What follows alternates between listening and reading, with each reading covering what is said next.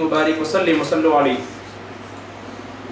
اللہ تبارک و تعالیٰ کے خاص فضل و کرم اور عنایت سے اس بے دینی کے دور میں جہاں پر دین کے زخموں سے تعفن اٹھ رہا ہے، دین کے جنازے نکل رہے ہیں، خیالات، اوہام اور عقیدوں کی تاریکیوں کے اندر یہ امت مرحومہ غرق ہے، اللہ تبارک و تعالیٰ کی خاص فضل و کرم اور عنایت سے اس سرزمین یورپ کے اس ملک میں جہاں پر آج سے چند سال پہلے اللہ تبارک و تعالیٰ کا اور اللہ کے نبی صلی اللہ علیہ وسلم کا نام لینا ایک بہت مشکل اور کٹھن مرحلہ تھا، آج سے چند سال پہلے کی تاریخ کا جب ہم جائزہ لیتے ہیں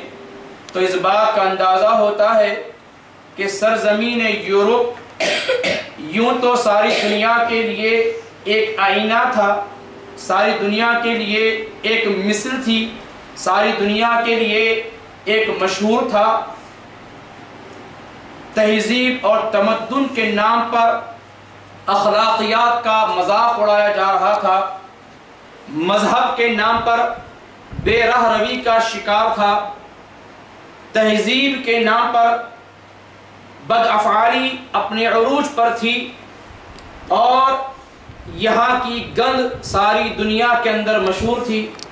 اللہ تبارک و تعالیٰ کا بڑا ہی احسان ہوا کہ ہم اپنے اپنے ملک سے اس ملک میں آئے اور یہاں پر اپنے بچے آتے گئے، یہاں پر ہمارے بچے پروان چڑھتے گئے، چونکہ اس ملک کے اندر پہلے سے باقاعدہ مذہبی تعلیم کا رجحان نہیں تھا، اس لیے آپ کو یہ بات پورے وثوق سے کہہ سکتا ہوں کہ سرزمین انگلینڈ یونائٹڈ کنگڈم میں دو جنریشن، دو نسلیں پراپر طور پر اسلامک گائیڈنس نہ ہونے کی طرف سے، پراپر طریقے سے اسلامی ماحول نہ ہونے کی وجہ سے دو جنریشن غیر مذہب اختیار کر لی اور اسلام کو چھوڑ دیا۔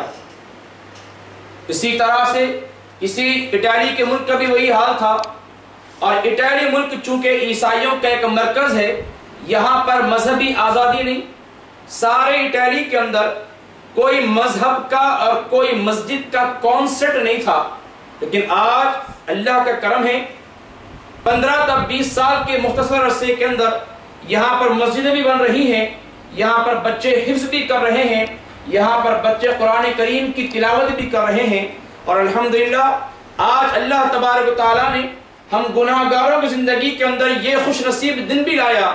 اگر میرا بچہ ڈاکٹریٹ کرتا، یا میرا بچہ انجینئرنگ کرتا، یا میرا بچہ لا کرتا، یا میرا بچہ سائنٹسٹ بنتا، یا میرا بچہ اس ملک کا سربراہ یا اس ملک کا سنداکو بنتا، تو میرے لیے قابل فخر بات نہیں تھی۔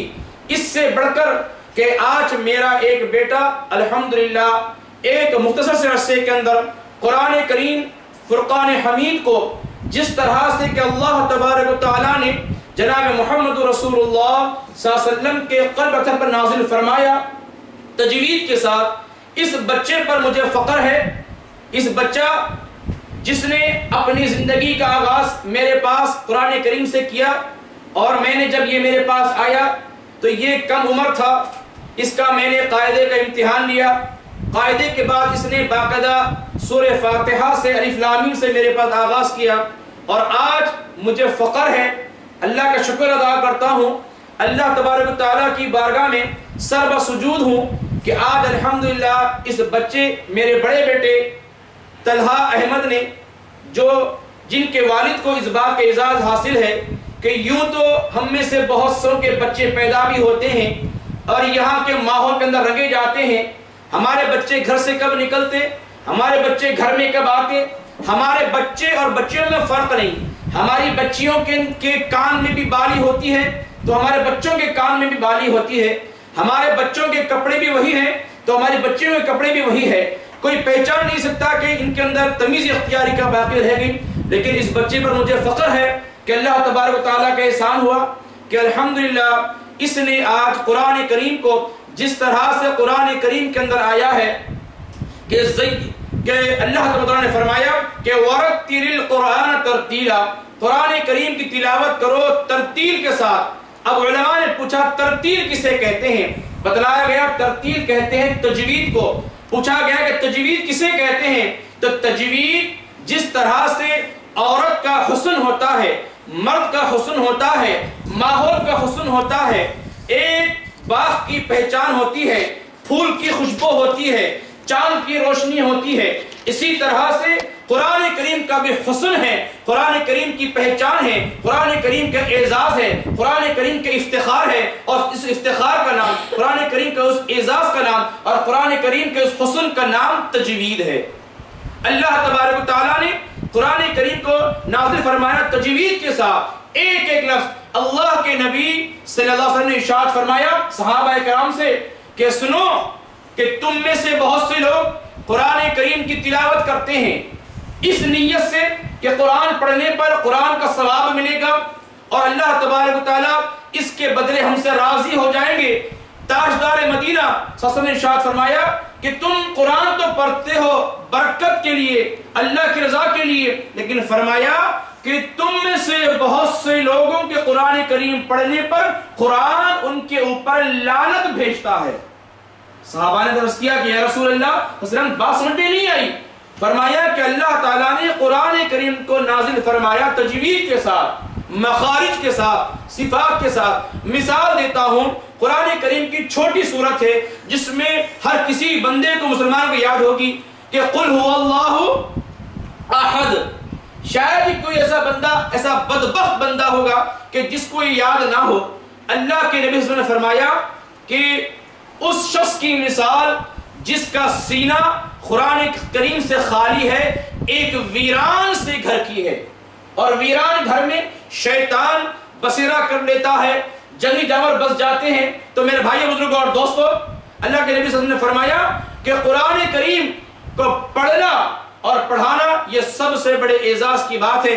تو میرے بھائی بزرگوں اور دوستو، الحمدللہ اس بچے نے ایک طویل عرصے کے اندر الحمدللہ قرآن کریم تجوید سے پڑھا۔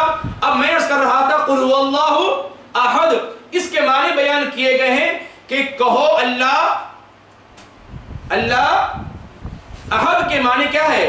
ایک، اور احد کے اندر آتا ہے الف ہا دال، احد۔ اللہ تعالیٰ خود کہہ رہا ہے کہ اے حبیب، اللہ کے نبی صلی اللہ علیہ وسلم کے پاس منافق آئے اور آ کر کہا کہ یا رسول اللہ صلی اللہ علیہ وسلم ہمیں اللہ تبارک و تعالیٰ کا خاندان بتلائیں، اللہ تعالیٰ کس قبیلے سے ہیں، کس خاندان سے ہیں، اللہ کا نسب حسب کیا ہے۔ تو جبرائیل تشریف لائے اور اس سورۃ نازل میں سورہ اخلاص اور کہا کہ قل هو اللہ احد، اے حبیب کبریا صلی اللہ علیہ وسلم آپ فرما دیجئے کہ وہ جس کا تم حسب پوچھ رہے ہو، جس کا نسب پوچھ رہے ہو، جس کے والد کا نام پوچھ رہے ہو، فرمایا کہ هو اللہ احد، وہ ایک اللہ ہے۔ اب احد کے معنی کیا ہے؟ ایک کے۔ اگر آپ احد پڑھتے ہیں الف ہا دال تو اس کے معنی نکلیں گے اللہ ایک ہے، اور وہی احد کو اگر آپ بغیر مخرج کے احد پڑھیں گے، بغیر ہا کے مخرج سے قل هو اللہ احد معاذ اللہ، تو پتہ ہے اس کے معنی کیا ہوں گے؟ اس کے معنی ہوں گے کہ کہو اللہ گمراہ ہے، معاذ اللہ، کہو اللہ گمراہ ہے۔ احد ہا کے مخرج سے اللہ کی گواہی ہو رہی ہے، وحدانیت کا اقرار ہو رہا ہے، توحید کا اقرار ہو رہا ہے، اور ہا کا مقداری کرنے سے اللہ کی گمراہی، معاذ اللہ۔ جب اللہ گمراہ ہے تو ہم کس کھیت کی مونی ہیں؟ یہ قرآن ہے۔ اب ہم پڑھتے ہیں ایاک نعبد و ایاک نستعین، اے اللہ ہم تجھ سے مدد چاہتے ہیں، تیری بات کرتے ہیں۔ اس کے بعد پڑھتے ہیں ایاک نعبد و ایاک نستعین اہدنا الصراط المستقیم صراط الذین انعمت علیہم، یہ دعا ہے سورہ فاتحہ، کسی کو یاد ہے نا؟ صراط الذین انعمت علیہم، اس کے معنی ہے کہ اے اللہ ہم کو ان کے راستے پر چلا، انعمت جس پر اے اللہ تو نے انعام کیا، انعمت کے معنی اے اللہ تو نے انعام کیا۔ اب اس کو اگر یہ پڑھ لیں آپ کہ صراط الذین انعمت علیہم، انعمتا کو کیا کر لیں؟ انعمتو پڑھ لیں. اب معنی کیا ہو جائیں گے؟ اے اللہ ان کے راستے پر چلا جس پر معاذ اللہ میں نے انعام کیا ہے. لیکن معاذ اللہ آپ کیا بن گئے؟ خدا بن گئے. تو یہ میرے بھائی، اور معاف کرنا، کپڑے بہترین پہننے سے، بڑی بڑی گڈیوں میں پھرنے سے، بڑے بڑے بنگلے بنانے سے، یاد رکھو کلی کی بات ہے، آپ کے سامنے یہ بات کہہ رہا ہوں، جو کچھ کماؤ گے یہاں چھوڑ کر جانا ہے. جب لاد چلے گا بنجارا سب دھرا کا رہ جائے گا. کوئی چیز کام نہیں آئے گی، کوئی ڈگری کام نہیں آئے گی، کوئی شان و شوکت کام نہیں آئے گی، کوئی وزارت کام نہیں آئے گی، کوئی چودراہٹ کام نہیں آئے گی. وہاں پر کام آئے گی تو صرف اللہ اور اللہ کے نبی صلی اللہ علیہ وسلم سے محبت اور اطاعت کام آئے گی. ابھی کل ہی کی بات ہے، کل مجھے تورینو سے فون آیا کہ ڈاکٹر صاحب ایک بندہ پاکستانی جس کا نام محمد اصغر ہے، جس کے 3 بچے ہیں، بڑا بچہ 4 سال کا، دوسری بچی 3 سال کی، تیسرا بچہ 18 مہینے کا، اور چوتھا مہمان ان کے گھر میں آنے والا ہے. اسی جون کے دوسرے ہفتے میں 4 بچوں کا باپ ہونے والا ہے. اتفاق سے بیوی اور بچے کہیں گئے ہوئے تھے. اب یہ شخص بڑا پریشان تھا. یہ جب دیکھا کہ گھر میں بیوی بچے نہیں، یہ گھر میں آیا، اپنا گھر کا دروازہ لاک کیا اور اس نے فین کو لٹکانے کا جو ہک ہوتا ہے اس سے اپنا گلے کے اندر پھندا ڈالا. اور جب اس کے گھر والے آ کر گھر کو دروازہ کھٹکھٹائے، بیل دیے، دروازہ نہیں کھلا. بازو والوں نے آ کر جب دروازہ توڑا تو دیکھتے ہیں کہ اصغر محمد صاحب جو 4 بچوں کے باپ ہیں، جو اس ملک میں 22 سال سے رہتے ہیں، پاکستان میں کوٹھی بھی ہے، 2 بڑی بڑی گڈیاں بھی ہیں، ہر چیز ہے، وہ پندھے سے لٹکے ہوئے ہیں اور خودکشی کر لیے، سیوسائیڈ کر لیے. کیا وجہ ہے میرے بھائی بزرگوں اور دوستو؟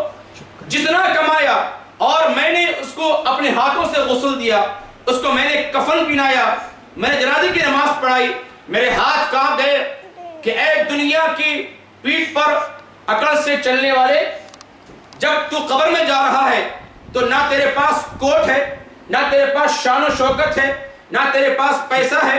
آپ جانتے ہیں سکندر اعظم یہ وہ شخص ہے جس کے بارے میں ہے تاریخ میں کہ آدھی دنیا پر اس کی حکومت تھی. کتنی؟ آدھی دنیا کا اکیلا بادشاہ تھا، آدھی دنیا پر حکومت کیا کرتا تھا. جب اس کے انتقال کا وقت قریب آیا تو اس نے اپنے بیٹے کو یا اپنے وزیر کو بلایا اور ایک نصیحت کی. اس نے کہا کہ دیکھو میں آدھی دنیا کا بادشاہ ہوں اور میں مر رہا ہوں، میرا موت کا وقت قریب آ گیا ہے، میری ایک نصیحت یاد کرنا، میری نصیحت یاد رکھو. پوچھا کہ کیا نصیحت ہے؟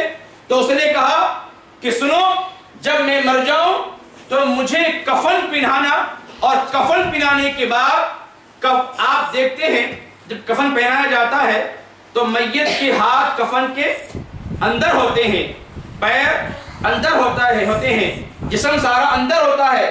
تو اب سکندر اعظم نے کہا جب میں مر جاؤں تو میرے دونوں ہاتھ کو کفن سے باہر رکھ دینا. تو لوگوں نے پوچھا کہ یہ کیا بات ہے، کفن سے باہر کیوں رکھیں؟ تو سکندر اعظم نے کہا کہ سن لو، میں سکندر اعظم ہوں، آدھی دنیا پر میری حکومت ہے، آدھی دنیا کا میں حکمران ہوں، آدھی دنیا کا میں بادشاہ ہوں. جب اس دنیا سے جا رہا ہوں تو دنیا دیکھ لے کہ میرے دونوں ہاتھ خالی ہے، میرے دونوں ہاتھ خالی ہے. میں 1 یورو 1 سینٹ لے کے نہیں جا رہا ہوں. میرے بھائی ہر کسی کو مرنا ہے. یاد رکھو ہم میں سے کتنے لوگ موت کو دنیا میں دن بھر میں یاد کرتے ہیں. شکر ادا کرو، قابل فخر ہے وہ گھرانے. مجھے فخر ہے علمدار شاہ صاحب کا، میں مشکور ہوں ان کا اور ان کے بیگم کا، اور پھر محترم جناب طارق صاحب کا اور ان کی بیگم کا، کہ انہوں نے جہاں پر اسی وردیلو کے اندر میں نے آج سے 6 سال پہلے تعلیم کا آغاز کیا تھا، وردیلو کے گھر کا شاید کوئی بچہ ایسا ہوگا جس نے میرے پاس قرآن کریم تلاوت نہیں کیا، لیکن ماں باپ کی نااہلی، ماں باپ کی بدبختی ہے، یہ لفظ استعمال کر رہا ہوں وانٹیڈلی، کہ ماں باپ کا غرور اور تکبر نے ان کے بچوں کی تان مزدوری چھڑا لی. کسی کو اپنے چودھری ہونے پر، کسی کو اپنے فلاں ہونے پر، کسی کو راجہ ہونے پر، کسی کو فلاں ہونے پر فخر تھا اور غرور میں آ کر قرآن چھڑا لیے. میرے بھائی بزرگوں اور دوستو، وہ خوش نصیب ہیں وہ لوگ جنہوں نے اپنے گھر کے اندر مجھے موقع فراہم کیا، اور الحمدللہ مجھے یورپ میں آئے 11 سال ہو گیا، اور آج اعلان کر رہا ہوں 11 سال کے اندر الحمدللہ جہاں پر میرا میڈیکل پروفیشن تعلق ہے، میں ہاسپٹل میں ایز اے ڈاکٹر کام کرتا ہوں، میں نے کسی پیسے کے لالچ میں نہیں، without expectation from any side, without a name and fame، مجھے کسی سے کوئی نمود نہیں ہے بھائی۔ الحمدللہ میں نے آغاز کیا، الحمدللہ اس یورپ کے 11 سالوں میں الحمدللہ 103 بچے میرے پاس قرآن کریم حفظ کر کے حافظ قرآن بنے، اور میں کل رات میں چیک کر رہا تھا 970 کے قریب بچوں نے میرے پاس قرآن کریم کو الحمدللہ ان 11 سالوں کے اندر 30 بچے باقی ہے 1000 ہونے کے لیے، الحمدللہ میرے پاس بچوں نے نازل قرآن کریم پڑھا۔ یہ میرے لیے احساس ہے، یہ میرے لیے فخر ہے، یہ میرے قبر کا سرمایہ ہے۔ یاد رکھو اللہ کے نبی صلی اللہ علیہ وسلم نے فرمایا ہر انسان کے، ہر مرد اور عورت کے 3 دوست ہوتے ہیں، چاہے وہ عورت کے ہو یا مرد کے، اور فرمایا کہ 3 دوستوں میں سے اس کی پہچان بتلائی گئی۔ ایک تو وہ دوست ہے جب تک اس کی سانس چلتی رہی اس کی دوستی دوست سے قائم رہی، جیسے ہی اس کی سانس ختم ہوئی دوستی ٹوٹ گئی۔ یہ پہلا دوست تھا۔ دوسرا دوست بتلایا گیا کہ دوسرا وہ دوست ہے کہ سانس چلتی رہی دوست رہا، دکھ میں دوست رہا، درد میں دوست رہا، غم میں دوست رہا، خوشحالی میں دوست رہا۔ جب اس کا انتقال ہو گیا تو وہی دوست اس کو نہلایا بھی، اس کو کفنایا بھی، اس کا جنازہ بھی اٹھا کر اس کو قبر تک لے گیا، اس کے بعد قبر میں اس کو اتار دیا، اتارنے کے بعد پھر دوسرے دوست کی دوستی ختم ہو گئی۔ یہ تیسرا دوست کے بارے میں آیا ہے کہ فرمایا کہ تیسرا دوست ساری زندگی بھر ساتھ رہا، ہر خوشی میں، ہر غم میں، ہر اونچائی میں، ہر نیچائی میں، ہر بڑائی میں، ہر چھوٹائی میں، ہر دکھ میں، ہر درد میں، یہاں تک کہ بیمار ہوا ساتھ رہا، خوشحالی رہی ساتھ رہا، یہاں تک کہ مر گیا تو اس کا ساتھ رہا، اور جب جنازہ اٹھایا جا رہا تھا وہ دوست ساتھ تھا، اور جب اس کے دوست قبر میں اس کے دوست کو اتارا جا رہا تھا تو آخری جو دوست تھا اس نے بھی اس کے ساتھ قبر میں اتر گیا۔ جب مٹی ڈالی جا رہی تھی تو مرنے والے کے ساتھ اس کا دوست بھی قبر میں اس کے دوست کے ساتھ لیٹ گیا اور اس کے ساتھ رہ گیا، قبر میں مٹی مل گیا۔ اب اللہ کے نبی نے پوچھا کہ بتلاؤ کہ 3 دوستوں میں سب سے بہتر دوست کون سا ہے؟ کون سا دوست بہتر ہے؟ کہ پہلا جو آنکھ کھلی ہے، ساتھ آنکھ بند ہوئی دوستی توڑ لیا، دوسرا دوست مر گئے قبر میں تک اس کی دوستی قائم ہے، یہ دوسرا دوست قبر میں ڈالے مٹی برابر ہو گئی دوستی ختم ہو گئی، اور last but not the least جو آخری دوست ہے فرمایا کہ زندگی میں بھی ساتھ، دنیا میں بھی ساتھ، گھر میں بھی ساتھ، قبر میں بھی ساتھ، یہاں تک کہ مر گیا تو کفن پہنا رہے ساتھ تھا، پانی نلا رہے ساتھ تھا، جنازہ اٹھا رہے ساتھ تھا، مسجد میں پہنچے ساتھ تھا، جب قبر میں اتارا گیا تو اس کے ساتھ تھا۔ تو اللہ کے نبی نے پوچھا کہ بتاؤ اچھا بہتر دوست کون ہے؟ تو صحابہ نے عرض کیا کہ یا رسول اللہ سب سے بہتر دوست وہ ہے جو بندے کے ساتھ قبر میں ساتھ اترے، کیونکہ قبر کیا ہے؟ اندھیرا گڑھا، نہ قبر میں فین ہوگا، نہ قبر میں لائٹ ہوگی، نہ قبر میں روشنی ہوگی، نہ قبر میں خوشبو ہوگی۔ میرے بھائی بزرگوں اور دوستوں، اب اللہ کے نبی نے کہا کہ جو پہلا دوست تھا جو تمہاری آنکھ کے ساتھ، تمہاری سانس کے ساتھ تھا، پوچھا کہ صحابہ کرام نے یا رسول اللہ پہلا دوست کون تھا؟ اللہ کے نبی نے فرمایا کہ پہلا دوست تمہارا مال تھا۔ کیا تھا؟ تمہارا مال، تمہارا پیسہ۔ تم مر گئے، تمہارے ہاتھ میں انگوٹھی سونے کی اتار لی گئی، تمہارے گلے میں چین اتار لی گئی، یہاں تک کہ تمہارے دانت اگر سونے کے تو کھاڑ لیے گئے، تم سوٹ پہنے ہوئے تھے اتار لیے، تمہارے بہترین بوٹ تھے وہ اتار لیے گئے، تمہیں معمولی کپڑا پہنا دیا گیا۔ کیوں؟ کہ دوستی ختم ہو گئی۔ یہ پہلا دوست تھا۔ دوسرا دوست جو تمہارے قبر میں تک ساتھ آئے گا لیکن قبر کے اندر نہیں جائے گا، وہ فرمایا کہ تمہارے رشتہ دار ہے، تمہارے ماں باپ، تمہارے دوست احباب، جب تم زندہ رہے تمہارے ساتھ، تم یہاں تک کہ تم مر گئے تمہیں نہلایا بھی، کپڑے بھی پہنایا، تمہیں کفن بھی دیا، تمہارا جنازہ اٹھایا، پھر لے جا کے قبر میں پہنچا دیے، اور جب قبر میں مٹی ڈال دیے تو کہا کہ یہاں تک ہمارا تمہارا ساتھ تھا، اب تم جانے تمہارے اعمال جانے۔ یہ دوسرا کون تھا؟ تمہارے جو دوست تھا اس کا نام کیا ہے؟ رشتہ دار، دوست احباب۔ اور آخر بتلایا گیا جو سب سے بہتر دوست ہے وہ کہا کہ فرمایا کہ یہ بندے کے اعمال ہیں، بندے کے نیک اعمال۔ اس لیے میرے بھائی بزرگوں اور دوستو، آج اہم بات عرض کر رہا ہوں، اپنی کمائی کو حلال بنائیں، اپنی کمائی کو حلال بنائیں۔ حدیث پاک میں ہے، حدیث پاک کے مفہوم میں بات ملتی ہے، حرام کا ایک لقمہ، کس کا ایک لقمہ؟ حرام کا۔ سور کھانا ہی حرام نہیں، شراب پینا ہی حرام نہیں، بہت چیزیں حرام کی ہیں۔ فرمایا حدیث کا مفہوم ہے کہ فرمایا اللہ کے وسلم نے حرام کا ایک لقمہ 70 سال کی عبادت، کتنے سال کی؟ 70 سال کی عبادت، جس کو اللہ نے قبول کر لیا ہے، حرام کے ایک لقمے سے 70 سال کی عبادت ختم ہو جاتی ہے۔ ہماری عمر 70 سال نہیں، میری عمر 36 ایئر چل رہی ہے، آپ کی عمر 40، بچے کی عمر 14، 12، 13، عمریں سب کی ملا کر 70 سال نہیں ہوئی، ایک حرام کا لقمہ۔ یہی وجہ ہے کہ ہماری اولاد نافرمان کیوں ہیں، ہم حرام کھاتے ہیں، حرام کہتے ہیں۔ اور اللہ کے نبی نے فرمایا کہ ایک مومن کی پہچان یہ ہے، مسلمان کی پہچان بتلایا گیا مومن کی، ایک مومن کسی طاقت یا کسی قوت کے زیر اثر ہو کر مومن کی زبان، مومن تو کسی طاقت کے زیر اثر ہو کر مومن زنا کر سکتا ہے۔ زنا کے بارے میں آیا ہے، جب بندہ زنا کرتا ہے تو اس کے دل سے ایمان نکل جاتا ہے۔ اب اس کے بعد کتنے ہی حج کریں، کتنے ہی قرآن پڑھیں، ہے تو بے ایمان۔ اب اللہ کی مرضی توبہ سچی پکی ہو تو شاید اللہ دوبارہ ایمان داخل کر دیں۔ تو فرمایا اللہ کے وسلم نے کہ ایک مومن سے کسی طاقت کے زیر اثر مغلوب ہو کر زنا تو ہو سکتا ہے، لیکن مومن کی پہچان بتلائی گئی کہ مومن کی زبان سے جھوٹ نہیں نکل سکتا۔ I am sorry to say، مجھے کہنے دیجئے، آج سب سے آسان کام میرے لیے جھوٹ کہنا ہے۔ یہی وجہ ہے کہ زندگی میں برکت نہیں۔ آج میری تنخواہ جتنے بھی ہے 2-2.5 ہزار یورو کماتا ہوں، 2-2.5 ہزار میں برکت کیوں نہیں ہو رہی؟ کیونکہ جھوٹ سے کماتا ہوں، دھوکہ دے کر کماتا ہوں۔ میرے بھائی بزرگوں اور دوستو، یہی وجہ ہے اللہ کے نبی صلی اللہ علیہ وسلم نے فرمایا، یاد رکھو رزاق اللہ کی ذات ہے، رزق اللہ کے ہاتھ میں ہے۔ اب یہ معصوم بچے ہیں، آپ کے بچے آج قرآن کریم پڑھ رہے ہیں، خدا کی قسم قرآن کریم کے اندر 6666 آیتیں ہیں، اور آیت کے اندر کتنے الفاظ ہیں، کتنے حرف ہیں؟ 1,32,785 سم تھنگ، کم و بیش اتنے حرف ہیں۔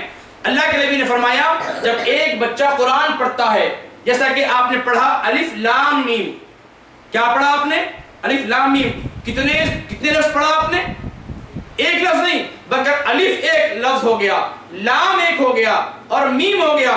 آپ نے الف لام میم کہا تو 3 آپ نے حرف ادا کیے۔ اللہ کے نبی نے فرمایا کہ 3 حرف پڑھنے پر اللہ تعالیٰ اس کے 30 گناہ معاف کرتے ہیں۔ کتنے؟ 30 گناہ، 30 درجے بلند ہوتے ہیں اور 30 نیکیاں لکھی جاتی ہیں۔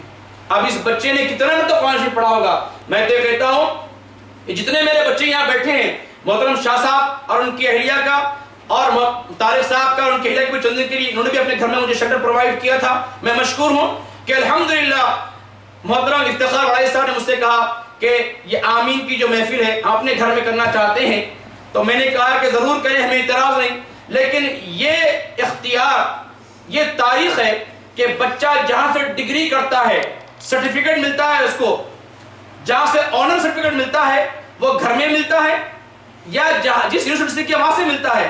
تو میں نے کہا کہ یہ جو یونیورسٹی ہے اس کا نام ہم نے شاہ یونیورسٹی رکھا ہے، یہاں سے جب بچہ قرآن مکمل کیا ہے تو یہاں سے یہ پڑھانے والا بھی الحمدللہ سید زادہ ہے، اس کا گھر وہ بھی سید زادہ کا گھر ہے، الحمدللہ اللہ کے احسان ہے کہ اس معصوم بچے نے، اب مجھے فخر ہے کہ یہ میرے تمام بچوں میں یہ میرا چہیدہ بادب، میں تو کہتا ہوں کہ شاید ہزاروں باپوں کو شاید خوش نصیب باپ ہے جو 1000 میں سے ایک باپ کو ایسے بچہ پیدا ہوتا ہے۔ میں کئی بچوں کو پڑھایا، بچوں سے مجھے کوئی گلہ نہیں ہے، ماں باپ اس دل کا شاید کوئی ایسا گھر ہو کہ میرے پاس بیٹھ کر الف با بولنا سیکھے، میرے پاس بیٹھ کر قرآن کریم کا آغاز کرنا سیکھے۔ جب بچے پڑھ چلے تو ڈاکٹر صاحب بڑا سلو پڑھاتے ہیں، ڈاکٹر صاحب فلاں کام کرتے ہیں، بدبخت ہے والدین وہ۔ انتباہ دے رہا ہوں، وارننگ دے رہا ہوں، میں وارن کر رہا ہوں، تم استاد کی بے ادبی کرو گے۔ تم جانتے ہو استاد کا ادب کیا ہے؟ سن لو، مولائے کائنات ولایت کے علم بردار سیدنا علی کرم اللہ وجہ، آپ نے فرمایا، کسی نے پوچھا کہ حضرت علی، اے مولا علی یہ بتلا دیجئے کہ استاد کسے کہتے ہیں، استاد کسے کہتے ہیں؟ تو مولا علی نے فرمایا، علی کرم اللہ وجہ نے فرمایا کہ سنو، میری نظر میں استاد وہ ہے کہ اگر کوئی شخص مجھے ایک لفظ کے معنی بتلا دے، کوئی شخص مجھے ایک لفظ کے میننگز بتلا دے، تو فرمایا کہ وہ میرا استاد بن گیا۔ پڑھایا نہیں بلکہ ایک لفظ کے معنی بتلایا تو وہ میرا استاد بن گیا۔ کس کا استاد؟ علی کرم اللہ وجہ، ولایت کے علم بردار کا، امام ولایت کا، فرمایا کہ وہ میرا استاد بن گیا۔ اب سن لو، بے ادب کرنے والے استادوں کے میرے والدینوں جو یہاں موجود نہیں ہے، الحمدللہ ہوتے تو یہاں موجود نہیں ہوتے، اللہ کا شکر ہے آپ بادب ہیں اس لیے موجود ہے، اللہ کا شکر ہے۔ تو وہ مولا علی نے فرمایا کہ جو مجھے ایک لفظ کے معنی بتلا دے وہ میرا استاد بن گیا۔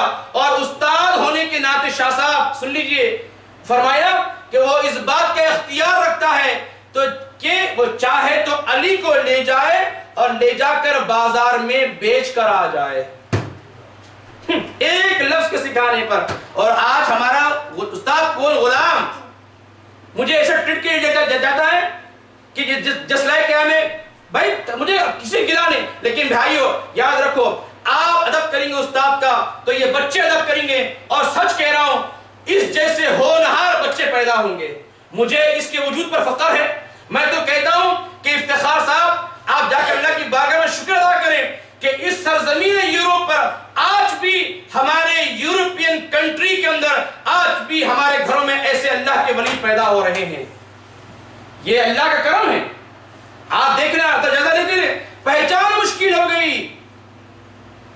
اس لیے بھائی بزرگوں اور دوستو، میں بڑا زیادہ وقت لے لیا، یہی دعا کرتا ہوں، آخر میں درخواست کرتا ہوں کہ بہنوں آپ سے بھی گزارش ہے، اللہ کے نبی نے فرمایا کہ لوگوں اپنی گھر والیوں کو دینی تربیت دو۔ یاد رکھو، اگر آپ لائر ہیں، اگر آپ بیرسٹریٹ لا کیے ہوئے ہیں، یا آپ ڈاکٹر ہیں، انجینئر ہیں، یا آپ سائنٹسٹ ہیں، اللہ کے پاس کوئی ویلیو نہیں ہے۔ اللہ کے پاس ویلیو ہے تو صرف آپ کے دینی علم کی ویلیو ہے۔ حدیث پاک ہے کہ طلب العلم فریضۃ علی کل مسلم و مسلمہ، علم کا حاصل کرنا ہر مسلمان مرد اور عورت دونوں پر فرض ہے۔ اللہ کے نبی نے فرمایا عورت کہ اولاد کی سب سے پہلی تربیت گاہ، اولاد کی سب سے پہلی تربیت گاہ، اولاد کا سب سے پہلا اسکول، اولاد کا سب سے پہلا مدرسہ اس کی ماں کی گود ہے۔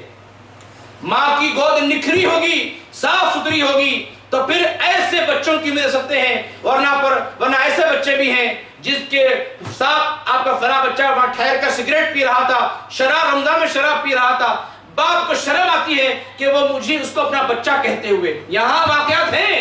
اس لیے بھائیو اپنے گھر میں اسلامی ماحول پیدا کرو۔ یہ دنیا بہت چھوٹی ہے کہ اللہ کو جواب دینا ہے۔ میں کہتا ہوں جتنے یہاں بیٹھے والدین، میں نے آپ کو کیوں بلایا؟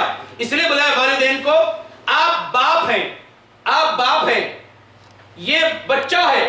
ان بچوں سے کل قیامت کے دن ان بچوں سے ان کے بارے میں پوچھو گی، عورت سے عورت کے بارے میں پوچھو گی۔ لیکن جب باپ کا معاملہ آئے گا، جب باپ کا معاملہ آئے گا تو فرمایا کہ باپ سے سب سے پہلے اولاد کی تربیت کے بارے میں سوال کیا جائے گا، پھر بیوی کے بارے میں سوال کیا جائے گا، پھر اس کے بارے میں خود سے سوال کیا جائے گا۔ ٹرپل رسپانسبلٹی ہے مرد کی۔